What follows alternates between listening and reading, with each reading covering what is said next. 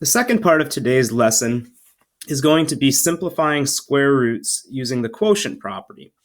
So please reference that list of perfect squares that we talked about earlier. 2 squared is 4, 3 squared is 9, 4 squared is 16, etc. You should have this list easily accessible, or memorized would be preferable. But if you don't have these memorized, you can grab a calculator, take 9 times 9. What do you get? 81. So the right-hand column of this list are the perfect squares, and that extends forever.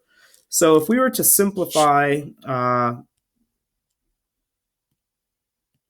going to get better at this, you guys, so I don't have all these smudges all over the screen. If we were to simplify the square root of 25/36. The quotient property of square roots basically says that you can split this quotient within the square root as the square root of the numerator divided by the square root of the denominator. So we can write that as the square root of 25 over the square root of 36. Well, the square root of 25 is 5, and the square root of 36 is 6. So this simplified expression is just 5/6. Okay, next example we're going to look at is what happens when they're not both perfect squares. What if we have the square root of 17 over 81? Well, the quotient property there states that we can write that as the square root of 17 over the square root of 81. I'm going to focus on the denominator first. The square root of 81 is 9, so that simplifies that way. The square root of 17. Well, 17 is a prime number, so there is no perfect square that is a factor of 17. So it's actually just going to stay as the square root of 17.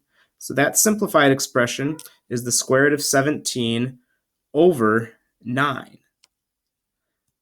The last example I'm going to go through with you here is the square root of 24/64. Okay, so the quotient property of square roots states that we can write that as the square root of 24 over the square root of 64. Now in the denominator, the square root of 64 is 8. Square root of 24. 24 is not a perfect square, so we look and say, okay, 24 would lie here on our list, between 16 and 25. There's no way 25 is going to be a factor of 24. Is 16 a factor of 24? And the answer is no. Is 9 a factor of 24? If you're not sure, divide 24 by 9. You get a remainder there, or a decimal, so it's not a factor of 24. 4 is a factor of 24. So we can write that as the square root of 4 times the square root of 6. Well, what is the square root of 4? Square root of 4 is 2. So now we have 2 times the square root of 6, or 2 square roots of 6, over 8. And that's a good answer. We did everything right with simplifying the square roots. However, if we focus in on this right here, we've got multiplication in the numerator. So we can write that as 2/8 times the square root of 6 over 1. If we want to split that multiplication. 2/8 reduces to 1/4. Square root of 6 over 1 stays as square root of 6 over 1. Now when we condense this, 1 times the square root of 6 is the square root of 6.